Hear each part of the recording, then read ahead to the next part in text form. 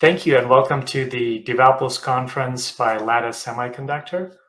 We appreciate all of you guys attending. And today's topic is quantum threat, a new era of security. So let me start by introducing myself. So my name is Nilesh Narayan. I'm the server segment lead at Lattice. I've been in the industry around 20 years in various different roles. And I enjoy watching the market trends and talking about technologies. So this is pretty close to my heart, talking about security and solutions to prevent any types of attacks or malicious behavior in your systems. So let's go ahead and jump into the agenda.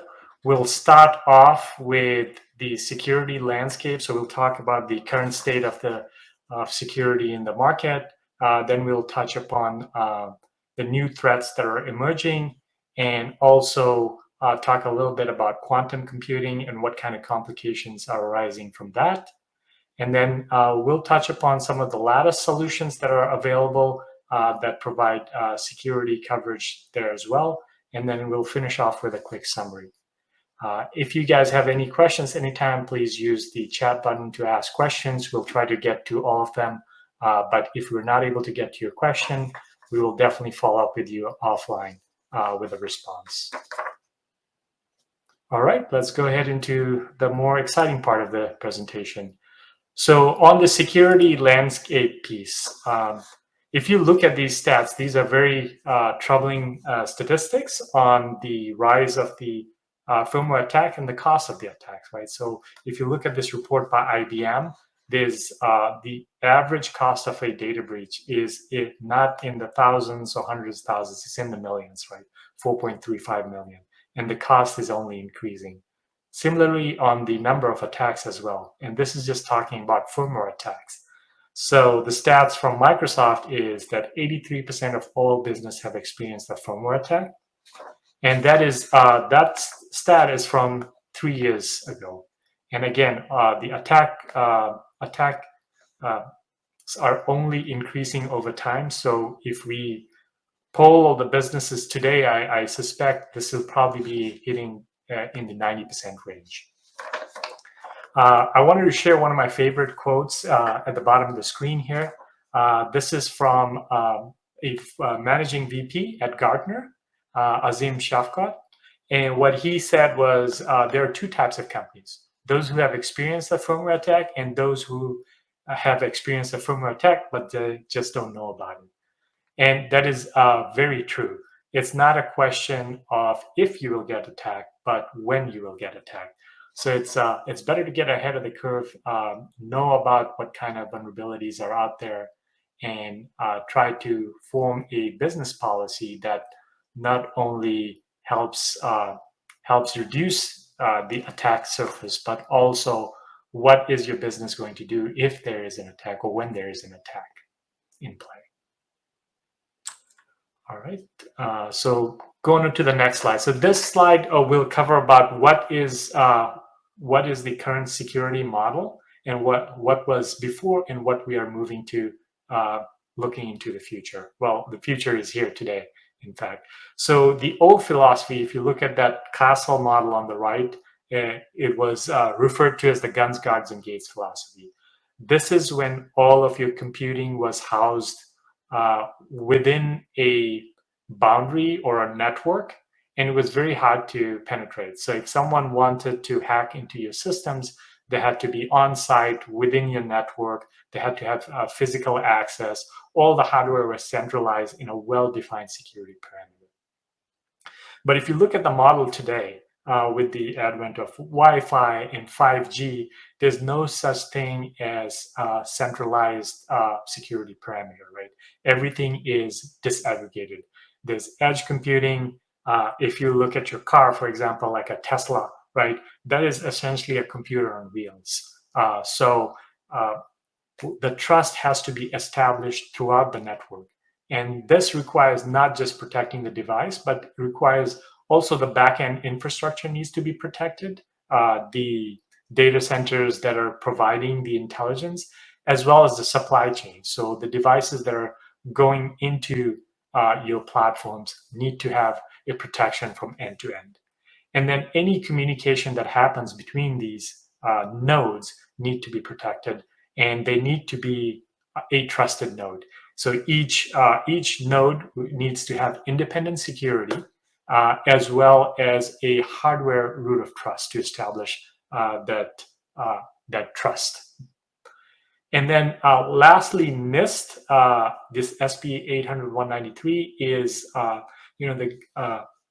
the government arm that is providing guidelines in terms of protection of firmware in devices, because firmware is pretty much in all the devices, in servers, in consumer devices, in network devices, storage devices, as well as in auto.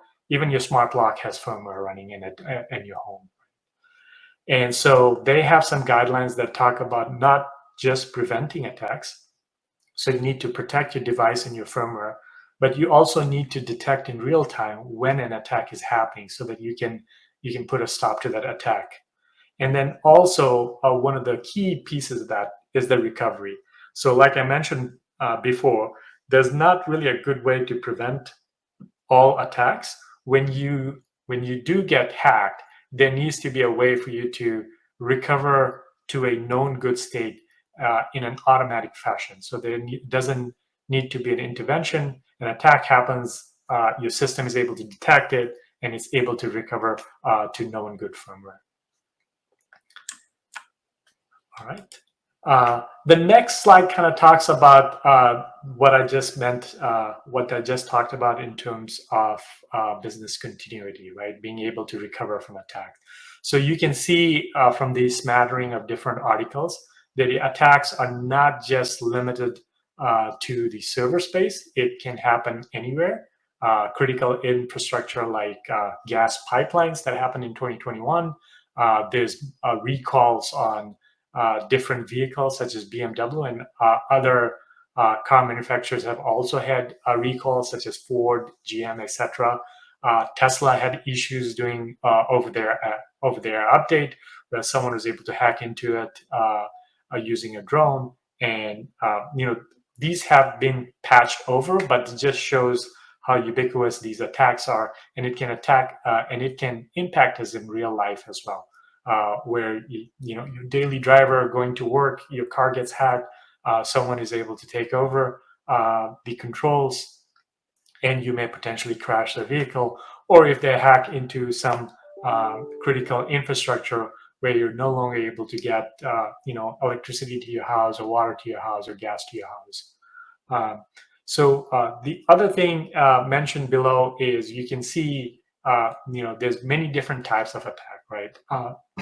The one of them is ransomware. So you can see the example I gave with TSMC, where they took over the factory and stopped production, and they were asked for ransomware, and it cost TSMC $170 million in productivity in order to get their systems back online. And then if you look at the bottom right with SonicWall, right, there's latent attacks as well, where they hide in your devices and people don't know about it for several years. So they could be something lurking silently, and it's not flashy that it pops up on your screen with pop-ups and tells you, hey, you've been hacked or whatever, but it's silently sitting in the background, collecting data, shipping it off to somewhere where it can be harvested and used for malicious activity later on. And then same thing with, you can see there's examples of Cisco and other devices where, they are hacking into these devices and keeping tabs on the data that is going back and forth. And you can see some of these devices, such as switches, are very critical, and they are kind of the gateway into your business. And all the data needs to go through there. So that can be siphoned. Critical data can be siphoned off from there. All right.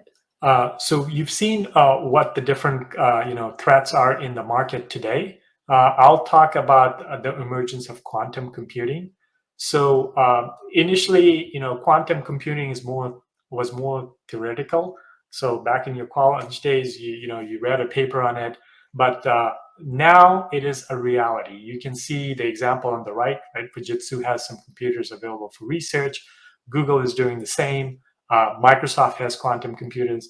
And then one of the more popular names is IBM, right? IBM has computers, and they also provide it as a service so that in cloud as well, so that you can access it. So what does quantum computing do, and how is it different from classical computing? So if you see quantum computers, they're very good at tackling certain types of tasks. So probably you don't want to use quantum computing for browsing the web, but in order for it to do to manipulate complex algorithms and pattern recognitions, these serve as a very good vehicle. So 2030 is the projected date where you have a crypto relevant quantum computer, and what that means is your asymmetrical cryptography that is used today. So examples are given here: ECC, RSA, ECDH, etc. Those will be broken, right? Where you have a private public key pair, the public key can be broken. And it is some of the other algorithms like AES, the strength is reduced. So if it took you X number of years to break AES 256, now that time is reducing to half, so the strength is reduced to like AES 128. And so where are these algorithms used? So I'll give you AES as an example, right? So this is used today in many different areas, right? It is used on CPUs or microprocessors in your computers today. It is used for SSL and TLS. So any kind of communication that you do over the internet, for example, if you go to a secure site and you have that lock button on the top of your browser that says you're in a secure site and you feel protected.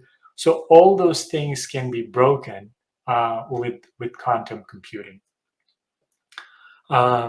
So I know 2030 seems like a long way off to some folks, but if you look at a wider gamut of devices, for example, on the automotive side, right, cars last for a lot longer than 5 years, right? They can last 10, 15, 20 years. Same thing applies to industrial, where it is very critical to keep those production systems going. They don't change much once they have the system up and running. So those life cycles tend to be pretty long, 10 years plus. Same thing with different industries as well, where they want to have stability, so they don't change the devices as much as we do as consumers on our desktop PCs and laptops and etc. So in order to get all of these devices updated, it's going to take a long time. So we need to start preparing for this 2030 deadline or timeline now if we want to intercept them. And then folks that don't have access to quantum computers, which is majority of the folks today, what they're doing is they're saying, hey, before once quantum computing becomes mainstream, then I can hack the data or break these algorithms. So one of the trends that is happening right now is called SNDL, where malicious actors are stealing the data now, and they're just storing it. So hard drives and storage space is cheap, so they can store this data, and once they have access to a quantum computer, they can use it to decrypt the data. And so what are the implications of this, right? So no longer is any kind of data safe. So your financial data, your personal data, your health records, etc., and at a government level, like trade secrets, state secrets, all of these things can be exposed, right? Once you have access to the data and you're able to decrypt it. Also, any kind of secure updates or patching that can be compromised as well. So if you get an update for your iPhone, you don't know if it's coming from Apple or if it's coming from some malicious actor.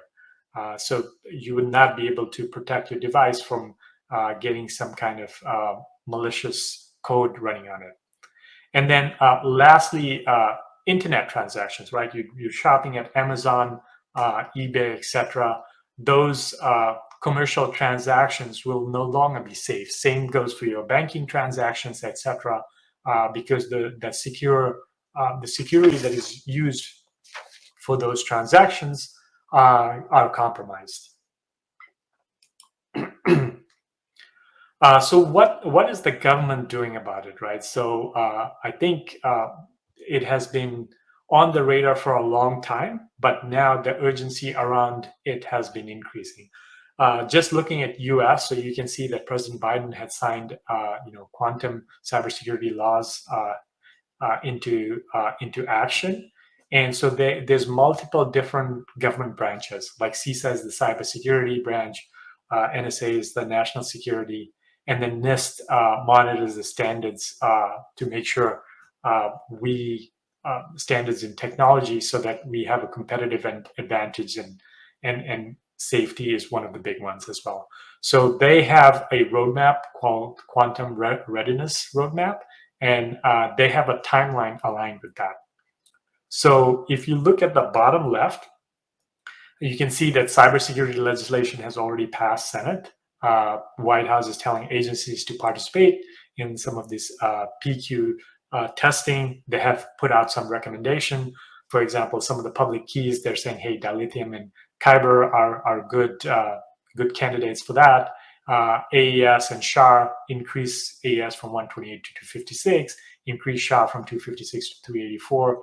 Those are the recommendations. And then some post-quantum algorithms as well, such as LMS and XNSS, are also being reviewed as well. So if you look on the right-hand side, there's the timeline that talks about various different areas and when you need to comply by. So 2030, I think, is going to get more a firm deadline in terms of it being mandatory, these post-quantum algorithms. However, like I said, in order to prepare for that, you need to put that in action today. So 2025 is when it's recommended to be adopted, and 2024 it's an option. That means any computers you start making today, or any devices you start making today, better account for these post-quantum algorithms and protections. So that's for software and firmware assigning. So web browsers is similar timeline as well, 2025. You can see networking equipment takes a little bit longer, so 2026 for the requirements.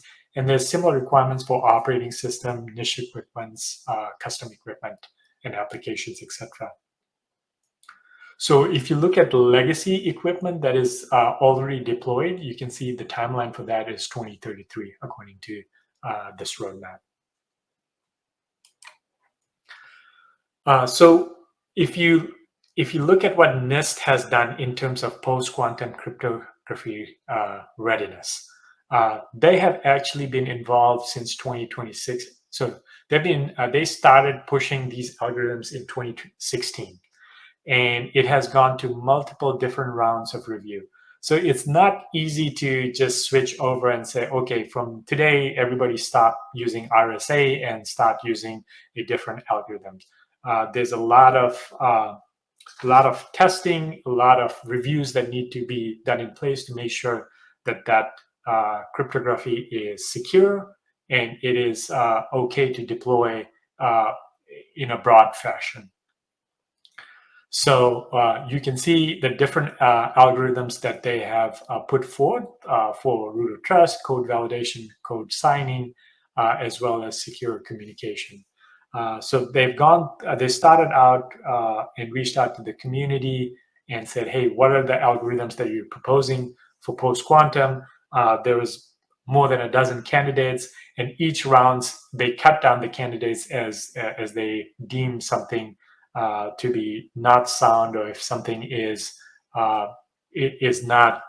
doesn't measure up to their testing standards. And so the last round, I think there was 4 finalists that are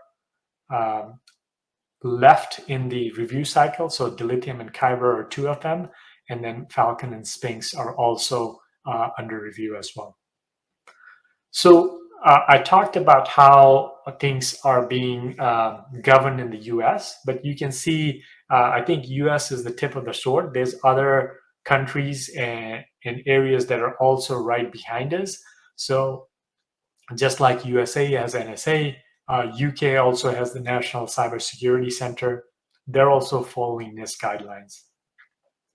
And different countries and regions also have their own local agency, but they're all seem to be pretty much following NIST recommendations in terms of cryptography. There's also China as well. They have their own regulations or standards bodies that are pushing different algorithms, but they're also aware of this issue, and they're also looking to protect their nation's critical infrastructure as well.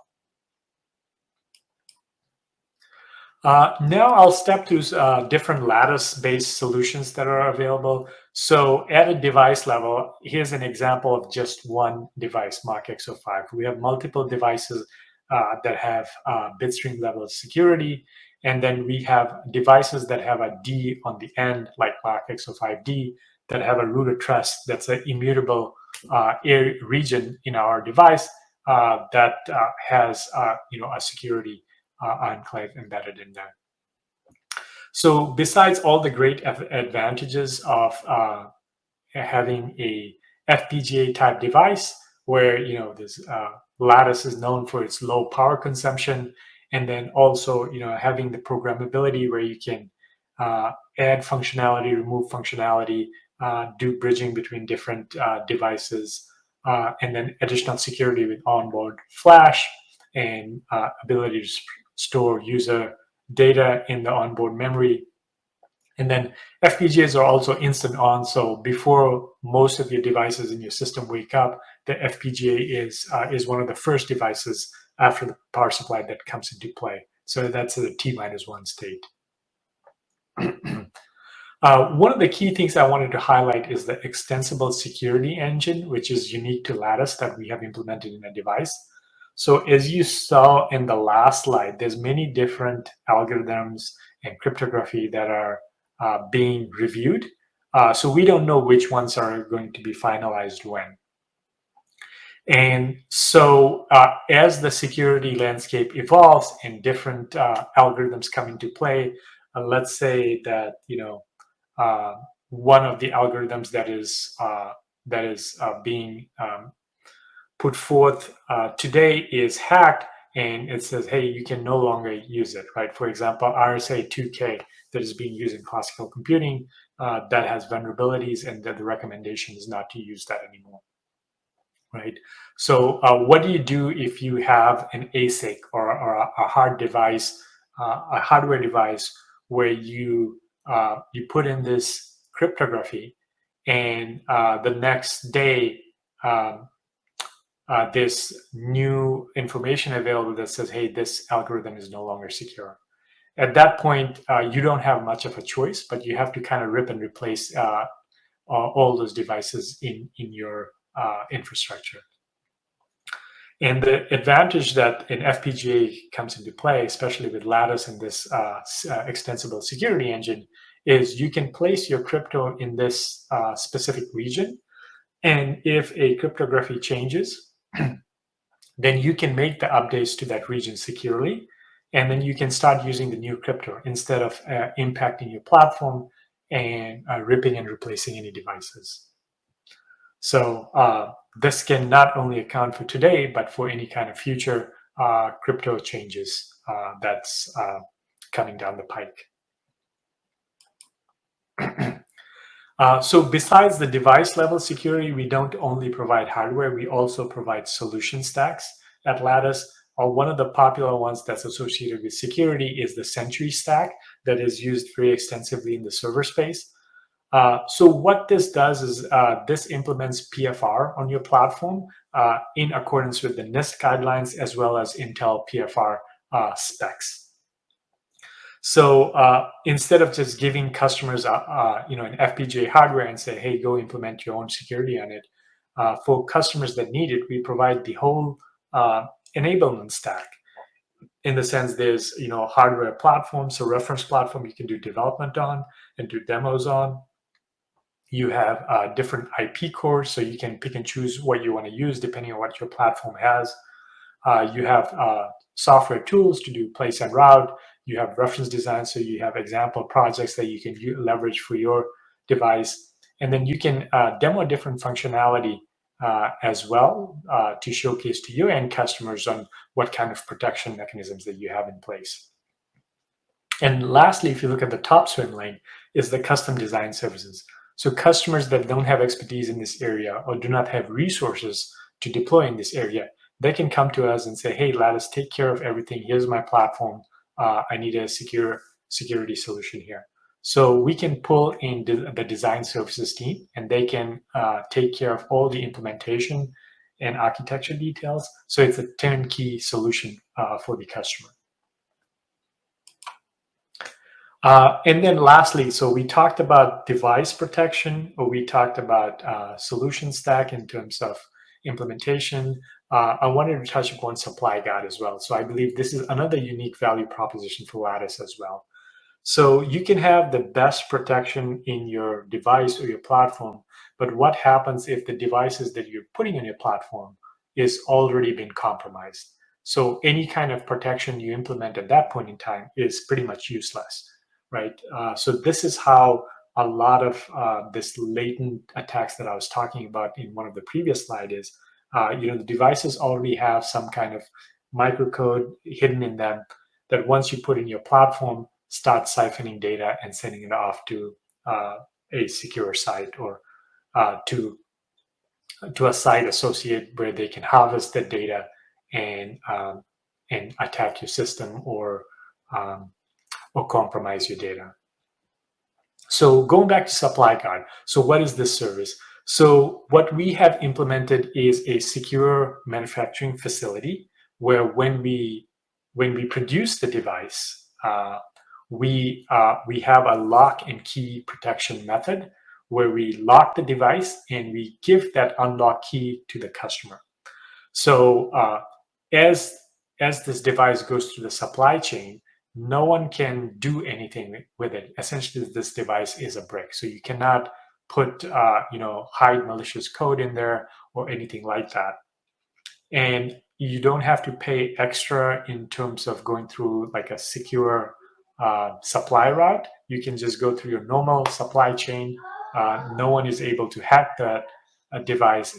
As I mentioned, all the access ports are locked. So once you have this key and you receive the device in either at your contract manufacturer or at your facility, you can use this device to you can use the key to unlock the device, and then you can program your bit stream with your keys on it, and there's a secure ownership transfer from Lattice onto the customer. And so at that point, even Lattice doesn't have access to it. So only you have access to your device. And also all the device you can track. You can make sure there's people are not hijacking it and cloning it and counterfeiting devices, etc. So it has the ability to track this device through the supply chain. And then I also mentioned the secure ownership transfer already as well. And in order to program your bit stream onto these devices, there's no special equipment needed. So it kind of lowers the cost of secure manufacturing. So there's some competing methods in the market where you have specialized hardware in order to make sure that your devices are secure and that it hasn't been compromised. But this is just using standard bulk programmers and then HSM. So it enables substantial cost savings for our end customers. All right, so that was a quick overview of Lattice, the security landscape, and how we're trying to provide additional protection for our customers.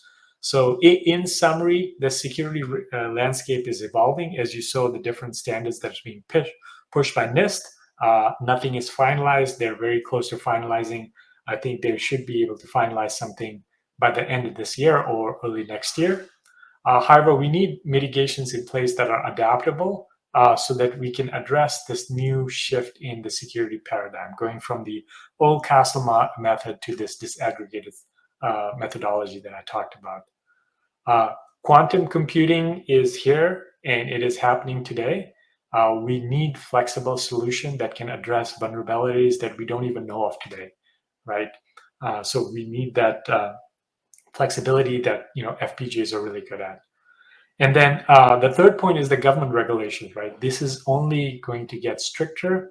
It needs to be adherence to cyber resilience, because if one of the devices is compromised and it gets into a critical, like for example, like a power plant, if you bring in uh, your phone or your home computer that has some kind of vulnerability in it, you don't want it to bring down a power plant or anything like that. So the regulations are being enacted everywhere in order to safeguard the infrastructure.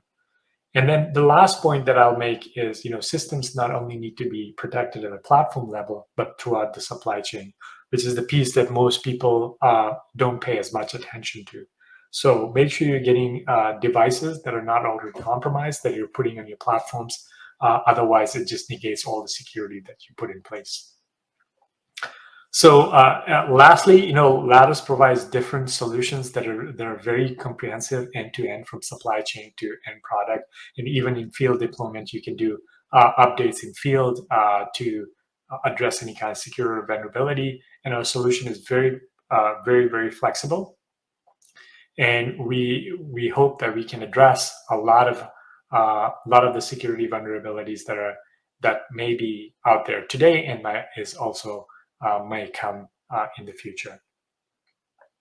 So that is the end of my presentation. I know there's some questions on the chat, so I'll try to read through that and address those. Let me take a look here. So one of the questions here is, when will quantum computers be available?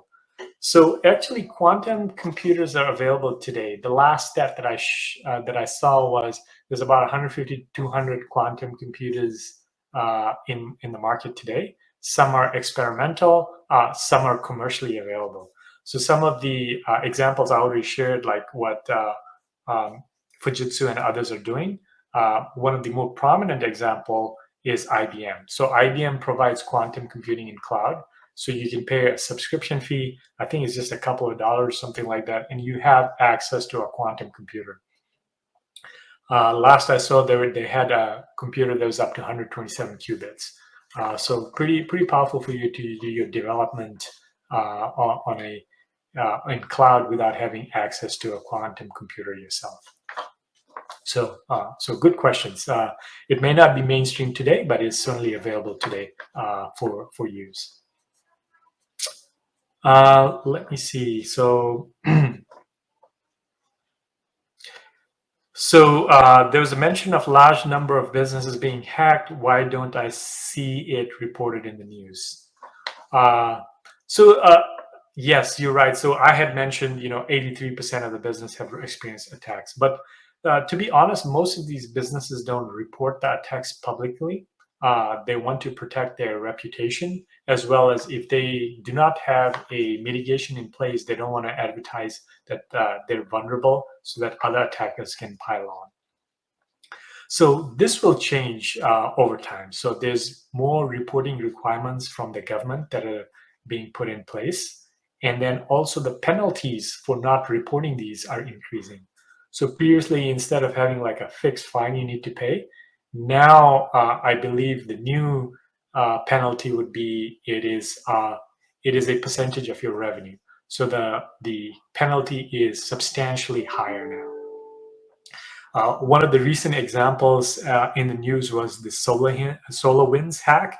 So they were hacked 2-3 years ago, I believe, and they had disclosed that. But what they did not disclose was the extent of the attack. And so they're in litigation now, where they're being fined in terms of the disclosures that they had done. And obviously, there's market impact as well in terms of their stock price, etc. All right, because it was not fully disclosed in their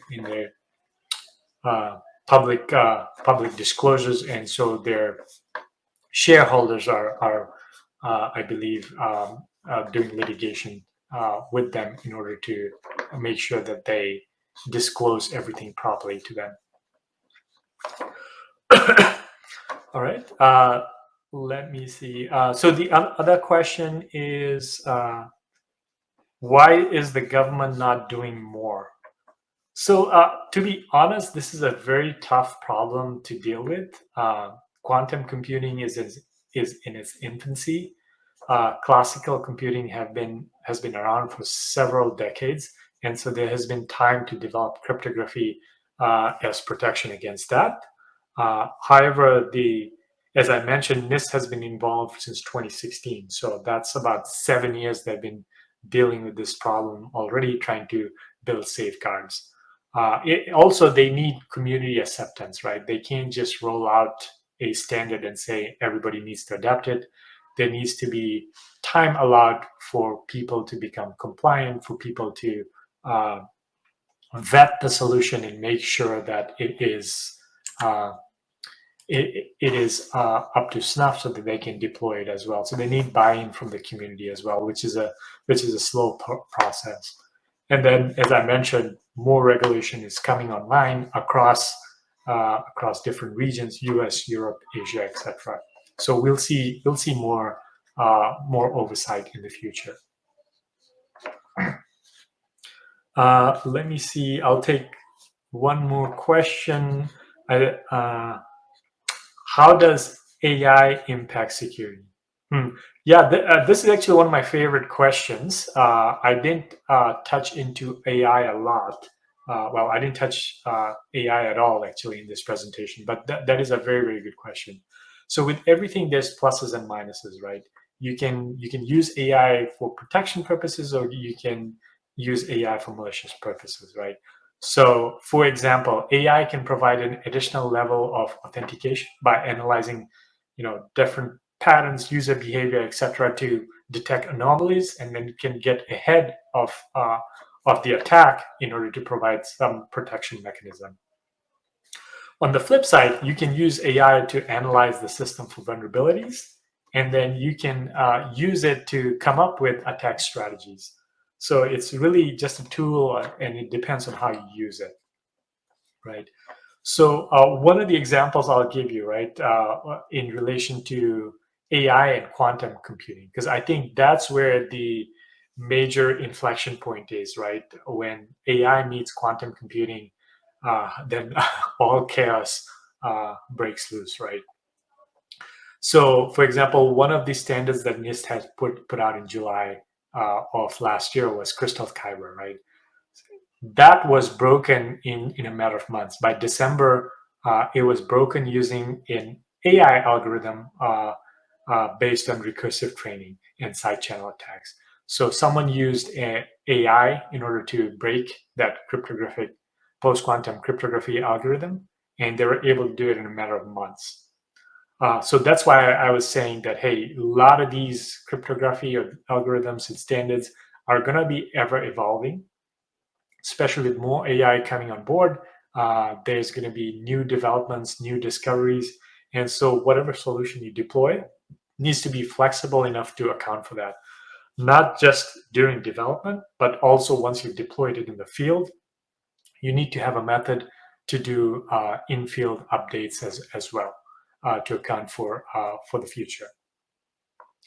So I believe that is my time. I want to thank everyone for attending and listening to the presentation. Again, if I didn't get to your questions, please feel free to submit it, and we will get back to you.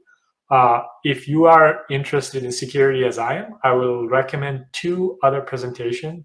So there's a shift left on quantum threats. So if you're interested in quantum computing and quantum threats, that's a good presentation that you can attend as well.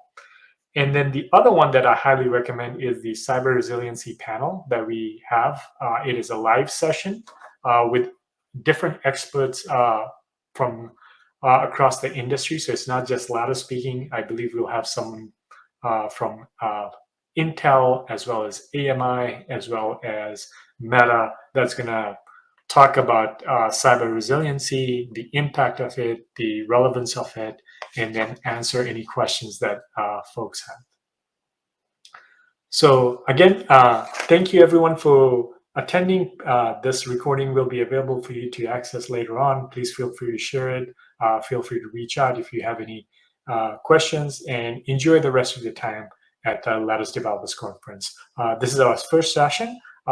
We hopefully it'll be very educational for you, and you can come back next year as well, and then you can reach out to your sales rep as well if you have any questions. Thank you, everyone.